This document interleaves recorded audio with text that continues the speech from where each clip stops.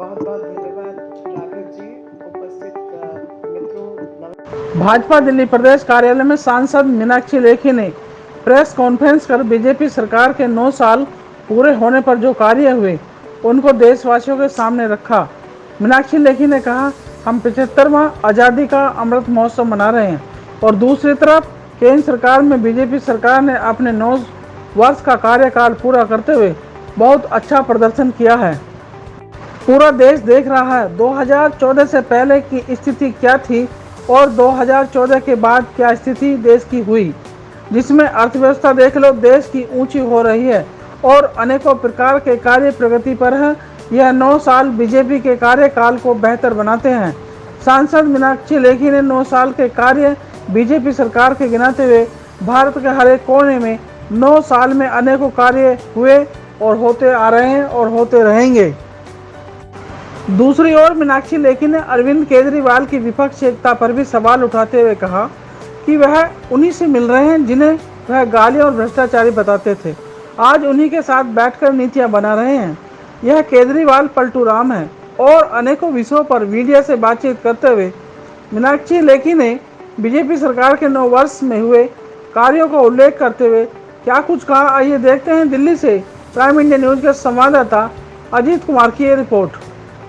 बहुत बहुत धन्यवाद राघव जी। उपस्थित मित्रों, नमस्कार, प्रणाम। आप सबको पता है कि हम एक तरफ आज़ादी का अमृत महोत्सव मना रहे हैं और दूसरी तरफ केंद्र में प्रधानमंत्री जी द्वारा लेड मोदी गवर्नमेंट जो है उसने अपने 9 साल का कार्यकाल पूरा किया। तो इसी संदर्भ में, इसी बैकग्राउंड के साथ मैं आज अपना पक्ष आपके बीच रखना चाहती हूँ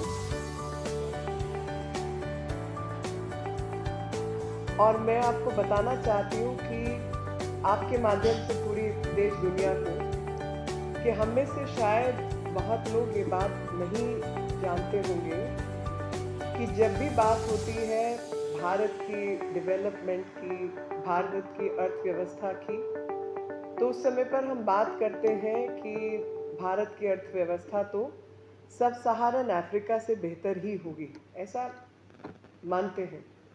लेकिन अगर आप आंकड़े उठा के देखें और सच्चाई जानें तो आपको पता चलेगा कि 1947 से लेकर 1960 का जो समय था उसमें दुनिया की जो अर्थव्यवस्था होती थी उसका, मान लीजिए अगर उनकी परचेजिंग पावर पैरिटी 100 पे है तो हम मात्र 18 पे होते थे, 18%।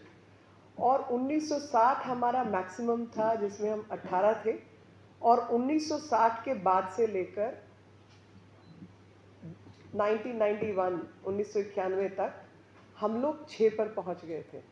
लगातार हम गिरते चले गए और 1991 का 91 का जो समय काल होता था उस समय पर सब लोग को पता है देश दुनिया में क्या बदलाव आया और लोगों ने श्रेय देना शुरू किया कि मनमोहन सिंह जी के रहते हुए तो ये देश की अर्थव्यवस्था सुधरी, बदली और सारा श्रेय उनको जाता है। लेकिन अगर आप असलियत जांचेंगे और उस विषय पर समझेंगे, पढ़ेंगे तो आपको पता चलेगा कि 1971 में वो समय जब भारत की अर्थव्यवस्था चरमरा रही थी तो Manmohan Singh ji prime minister advisory council में मेंबर थे।